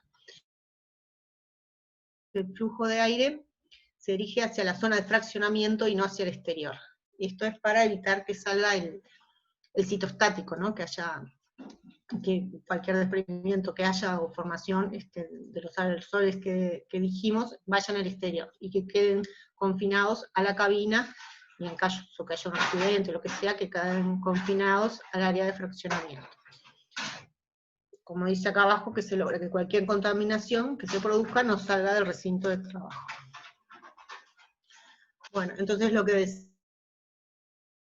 el área de fraccionamiento con presión negativa, donde está la cabina de flujo laminar vertical, en este caso, con presión negativa, con la antesala o vestuario, en caso que no haya antesala, con una presión positiva, mayor, que se forma como una burbuja de sobrepresión, que es donde se va como a retener, digamos, en caso de que haya por ejemplo, un accidente y se pierda citostático o algo, que quede retenido en esta zona de presión positiva, y después una zona con depresión con respecto a esta sala con mayor presión, de forma que los flujos vayan hacia el área de fraccionamiento y el área de acondicionamiento.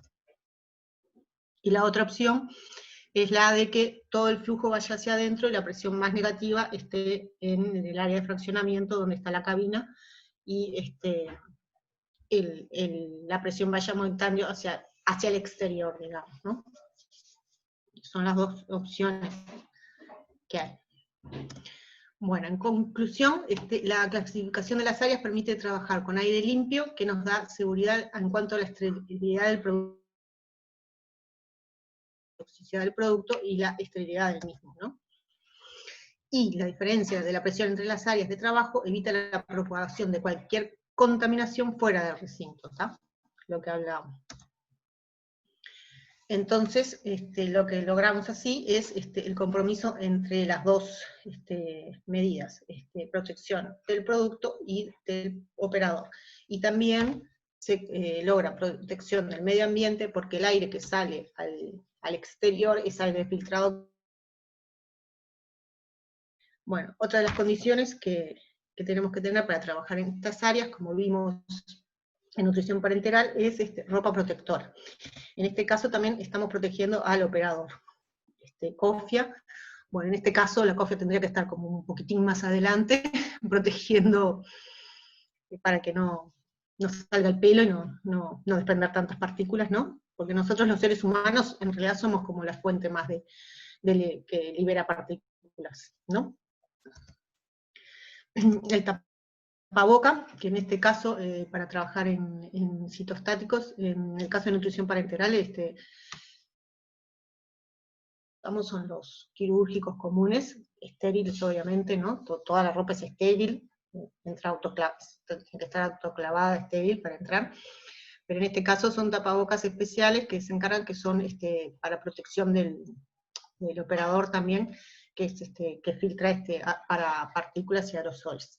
Los guantes de látex sin talco, porque bueno, en el talco se pueden adherir partículas de citostático, y aparte, bueno, liberan partículas, entonces tienen que ser sin talco. Las batas que se usan sobre túnicas, que son descartables y que tienen que ser impermeables, porque, bueno,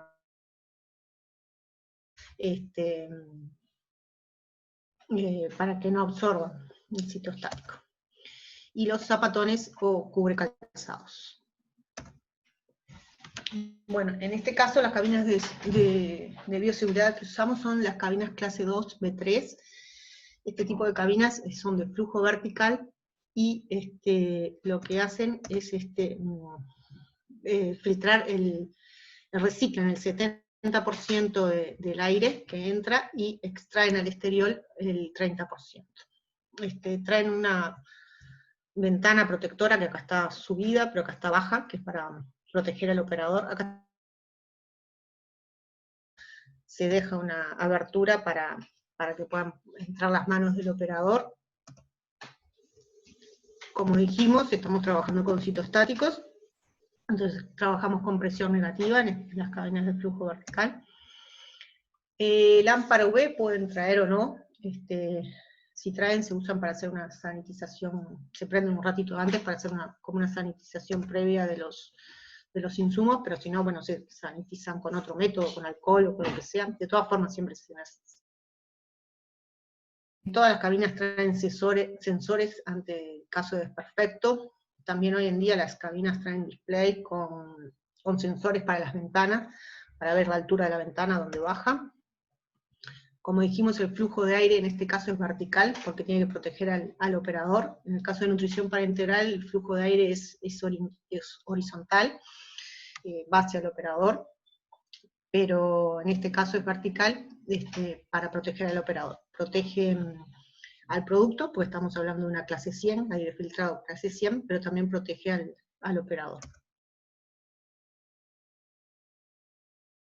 A través de un filtro EPA para proteger el medio ambiente del producto.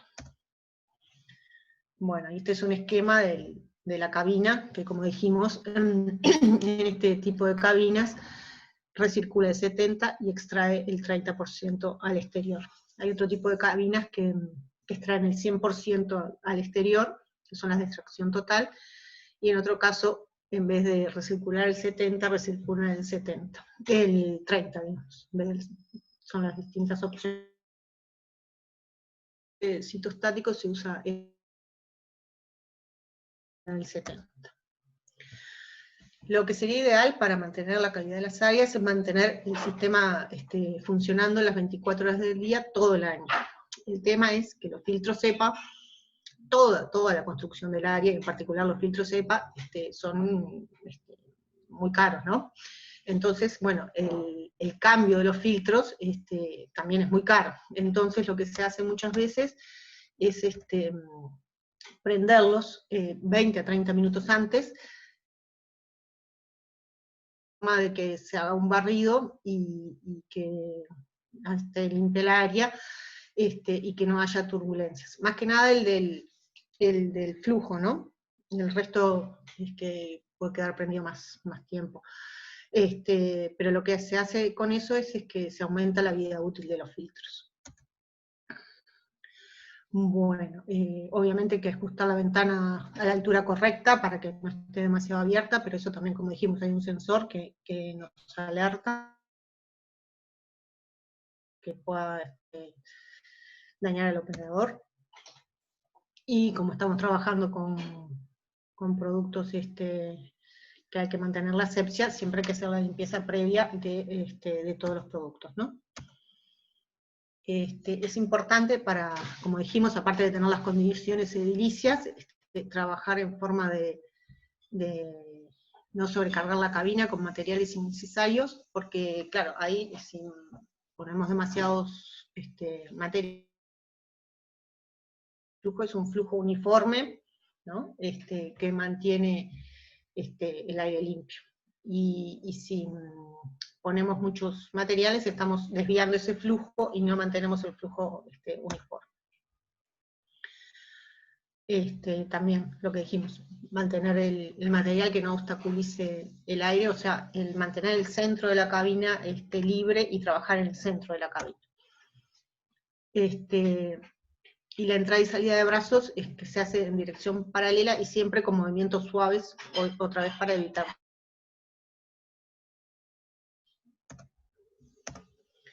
Bueno, la cabina tiene rejillas de entrada y de salida del aire, que son muy importantes para mantener la presión y la recirculación del aire.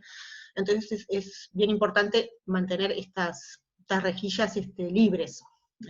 Acá la imagen del flujo está totalmente libre, pero en realidad se trabaja con lo que se llama campos, que son campos estériles, arriba de la mesada, que se utilizan porque, bueno, si hay salpicaduras, derrames que ocurren, son siempre que tiene que estar antes y no obturar nunca las rejillas. Obviamente realizar las técnicas apropiadas para que sea séptica y para no generar aerosoles. Y bueno, y al finalizar la jornada dejar purgar unos minutos para que recircule el aire antes de sacar los materiales. Bueno, ¿qué estamos protegiendo con la cabina de seguridad? Como dijimos, al producto con los filtros EPA para mantener la estabilidad, porque es un flujo vertical, y al medio ambiente porque la salida al exterior se hace mediante un filtro EPA. Aparte de tener los implementos, bueno, hay que hacer el mantenimiento, como dijimos, los controles que se hacen cada 6 meses, como vimos en nutrición parenteral, antes de empezar a trabajar, cada vez que hay cambio de filtros, como vimos, la velocidad del aire, el número de partículas, y la clasificación del área, que siempre se terceriza. Y el mantenimiento es fundamental y se hace. Bueno, para la técnica de reconstitución, bueno, como siempre, mantener técnica séptica y evitar la contaminación del personal, minimizando la formación de los aerosoles. Por eso es que se va a utilizar una técnica de presión negativa para hacer la reconstitución. Entonces esta se basa en mantener siempre la presión negativa dentro de los viales. Lo que se hace es extraer un pequeño volumen en el vial, y luego ir introduciendo el volumen de disolvente menor al volumen de aire extraído, de forma de que no expulse, que no haya una diferencia de presión que expulse el líquido hacia el exterior. Y después, al retirar la aguja, tomar aire para evitar que queden restos de la solución en la aguja. Bueno, en todos estos casos es importante, como siempre, ajustarse a procedimientos escritos, y que todos estos procedimientos tienen que ser conocidos y cumplidos, y que existan para cada uno de los pasos de la preparación, ¿no? Tanto para la recepción y validación de la prescripción, para la elaboración de las órdenes y etiquetas, para el traslado de los insumos, el mantenimiento de stock, para el fraccionamiento propiamente dicho, para la limpieza de las áreas, que también estén procedimientos escritos, que expliquen cómo se hagan, y que se hagan de acuerdo a esos procedimientos. La limpieza de los insumos también, que tengan los procedimientos, que se hagan de acuerdo a esos procedimientos, los controles, la eliminación de los residuos, y la actuación frente a los derrames, porque bueno, como cualquier actividad, puede haber previstos la actuación frente a los derrames. Bueno, igual que la nutrición parenteral, es un circuito en el que empezamos por lo que tenemos que empezar por la validación de la prescripción, y utilizamos la validación de la prescripción como una herramienta más para la seguridad del paciente, ¿no? Que nos ayude en la mejora de la seguridad del paciente. Lo de medicación lo definimos como cualquier actuación prevenible que pueda causar daño al paciente o dar lugar a una utilización inapropiada del medicamento cuando están bajo el control de profesionales sanitarios o del paciente. La terapia antineoplástica, los errores de medicación que corresponden a cada uno de los diferentes procesos en la cadena terapéutica son muy variables, y dependen de cada uno de los procesos. Pero bueno, en realidad, con esta validación es disminuir la incidencia de los posibles errores de medicación, y aumentar de esta forma, utilizarlo como herramienta para aumentar la seguridad del paciente. Bueno, la prescripción de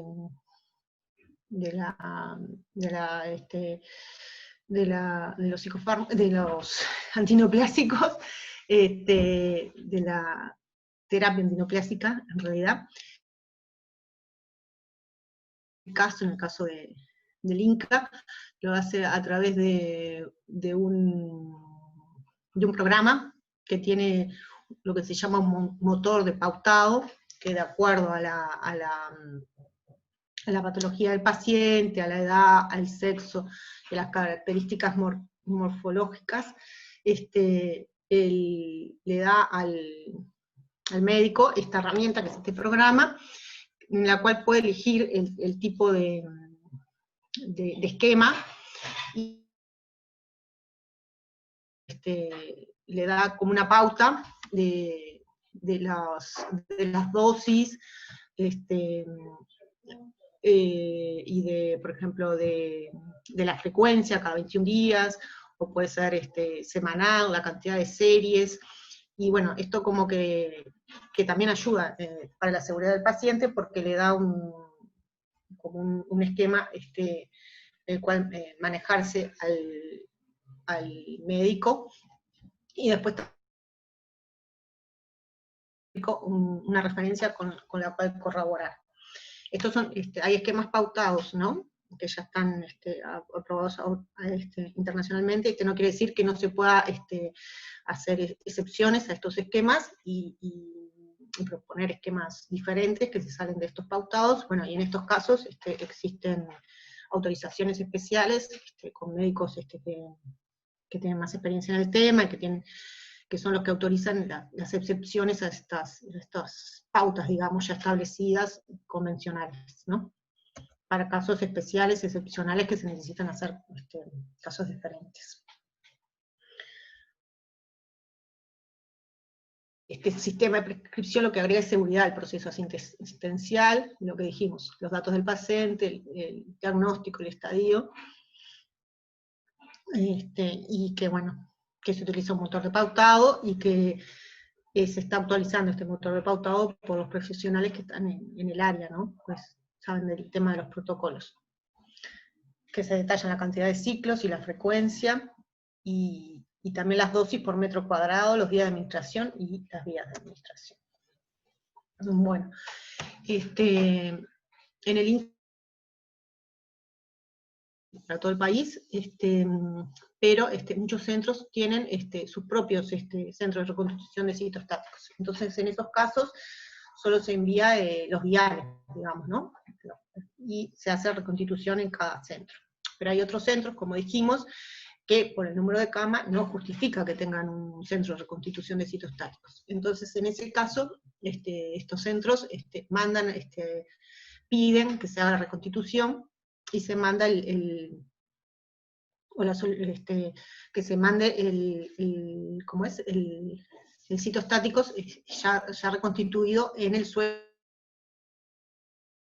la reconstitución que si no tenés las condiciones adecuadas, no se puede hacer, ¿no? Antes se hacía al pie de la cama, y bueno, eso causaba la toxicidad para la nurse, la enfermera que estaba haciendo la reconstitución, aparte que, bueno, no teníamos las garantías de la esterilidad del producto, ¿no? Al hacerlo al pie de la cama. Bueno, en este caso también el médico, de acuerdo a lo que está indicado en el convocatoria, de acuerdo a los datos del paciente, que acá las tachamos, porque para no poner los datos del paciente, pero bueno, se hace la indicación del fármaco, en este caso con la dosis total, ¿no? No por metro cuadrado. Bueno, y uno de los temas que se hace es calcular de acuerdo al paciente, de acuerdo a la superficie corporal del paciente, la dosis total, porque para los pacientes con citostáticos las dosis se calculan de acuerdo a la superficie corporal, y bueno, y de acuerdo al esquema establecido se agregan las fechas, y muchas veces ya los médicos no indican ni el suero ni el volumen de suero a diluir, porque es resorte de los químicos ver la estabilidad y en qué suero diluir el fármaco, ¿no? Porque en el caso de los citostáticos varía mucho el solvente con el cual se va a reconstituir cada citostático, porque varían las condiciones de estabilidad de cada uno de los fármacos, dependiendo. Entonces, si no hay inconvenientes con el paciente, el químico ya adjudica el suero que corresponde con la decisión que corresponde al fármaco. En este caso, es otro esquema para otro paciente, que también tiene dos fármacos. Bueno, en este caso sí, estaban indicados los sueros, y bueno, muchas veces se habla con el médico, y ante la opción de uno u otro suero se elige el que sea más conveniente para el paciente, bueno, y en el volumen que sea el de mayor estabilidad para el fármaco, ¿no? Porque muchas veces tienen rangos de concentración, entonces dependiendo de la dosis indicada es el suero en el cual lo vamos a diluir. Hay fármacos como el docetaxel, el paclitaxel, que está a determinadas dosis, se diluyen en 250, después se pasa a 500, bueno, en general parámetros los establece el químico con tablas que ya tiene establecidas, ¿no? Y bueno, hay fármacos, como en este caso, que tienen requerimientos especiales como un filtro, ¿no? Que no todos los fármacos tienen esos requerimientos. Hay como más condiciones individualizadas para estos fármacos. Bueno, después, cuando hacemos el fármaco, bueno, hay que, lo que decíamos, la validación de la preparación. Se va en las condiciones, la estabilidad de la solución que obtenemos y la conservación. Después se hace una inspección del producto terminado para ver ausencia de partículas y de precipitados, la integridad del envase, que no haya cambios de coloración, simplemente una inspección visual para ver que no haya cambios macromoleculares, digamos, ¿no? Bueno, lo que decíamos, que cada fármaco tiene sus características propias. Obviamente, del periodo de estabilidad.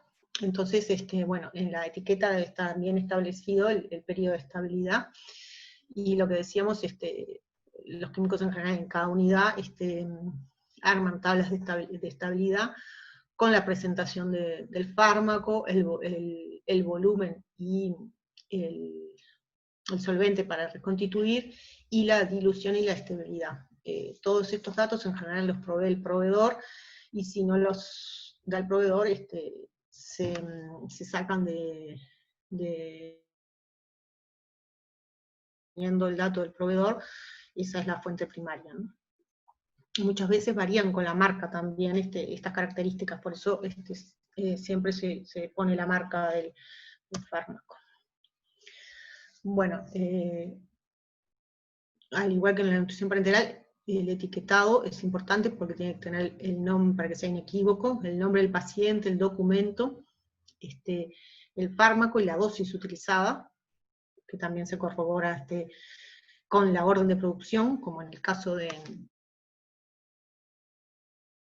parenteral, no lo dijimos, pero a partir del protocolo se hace la orden de producción, que la orden de producción va a tener la dosis, y con la dosis se pasan a mililitros de fármaco, y con esos mililitros de fármaco son los que se ponen en el suero, y en la orden también está el suero y las condiciones de estabilidad, si es protegido de la luz o no, si va en heladera o es temperatura ambiente, y las horas de estabilidad, si son 8 horas, 24 horas, 48 horas, ¿no?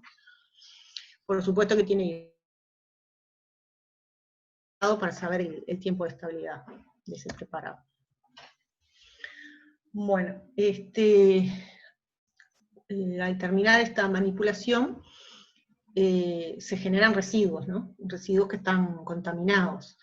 Entonces, hay que hacer una disposición final de estos residuos que sea adecuada, de forma de no contaminar el medio ambiente, porque estamos evitando la contaminación del medio ambiente a través de la cabina de flujo laminar, que los aerosoles se expulsan a través de los filtros cepa de salida, pero bueno, también los restos del fármaco, las soluciones que se preparan y no se administran, los citostáticos, que lo que se hace también con las unidades de fraccionamiento, es que tiene una ventaja desde el punto de vista de los costos, ¿no? Porque se usan viales, que muchas veces son multidosis, y se usan los viales para varios pacientes. Y hay algunos viales reconstituidos que tienen rangos de estabilidad más amplios, y se pueden dejar, pero bueno, cuando no se utilizan y caducan, bueno, esos hay que tirarlos, hacer la disposición, y bueno, ese es otro residuo que queda. Y bueno, todo el material que estaba en contacto con los citostáticos durante la preparación y la administración. Todo estos material usado debería ser desechable y retirarse y eliminarse según procedimientos establecidos para la gestión de residuos. Lo que utilizamos nosotros, todo lo que está en la cabina, todos los campos, los guantes, las agujas, todo, van a estas cajas descartables, que en realidad estas que son de plástico las usamos para los cortopunzantes, o sea, para las agujas y todo eso, por un tema de costo también. Porque, bueno, estas de plástico son mucho más caras, entonces se usa solo para los cortopunzantes. Y para el resto del material, se usan estas de cartón, que como ya dijimos, no eran las más adecuadas para un área limpia, pero bueno, por un tema de costo se usan estas, que las provee la empresa que hace la incineración.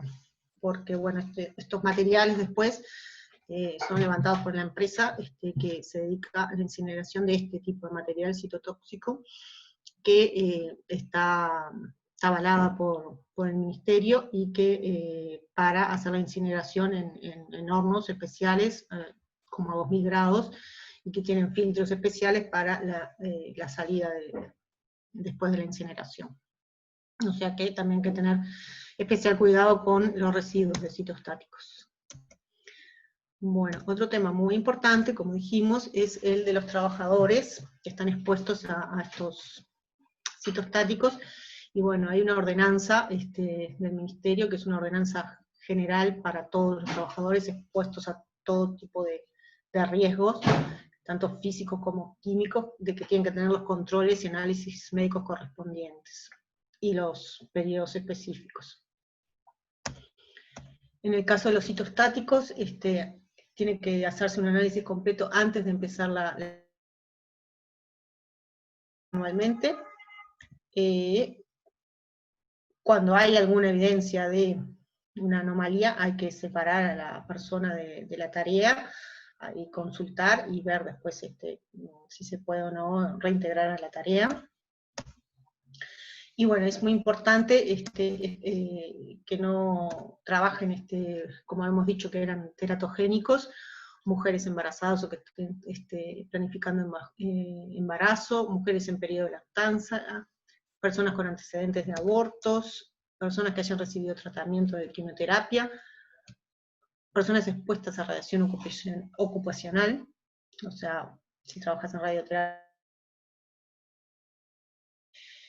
y que están inmunológicamente comprometidas, ¿no? Y finalmente, como siempre, es importante que el personal se encuentre que esté en contacto, esté obviamente informado de los riesgos y lo que implica, y que reciba el entrenamiento permanente. Esto hace que en general el propio personal que trabaja con citostáticos es muy consciente del riesgo que implica el trabajo con estos medicamentos, y entonces está motivado para minimizar los riesgos y las técnicas apropiadas, porque bueno, si no pone en riesgo su salud. Así que bueno, muchas gracias por haberme acompañado hasta ahora, y esta es una fotito de la cámara de frío, y porque hay muchos de los citostáticos que requieren frío y requieren cadena de frío, y bueno, es importante mantener la cadena de frío también en el caso de los citostáticos que lo requieran. Cuando se van a mandar para el interior, como dijimos, también hay algunos que requieren cadena de frío, y es importante mantener la cadena de frío y tener la temperatura registrada y saber que llegan las condiciones adecuadas manteniendo la cadena de frío. Gracias. Bueno, buenísimo, Magela, muchas gracias. Chiquilines, ¿tienen alguna consulta?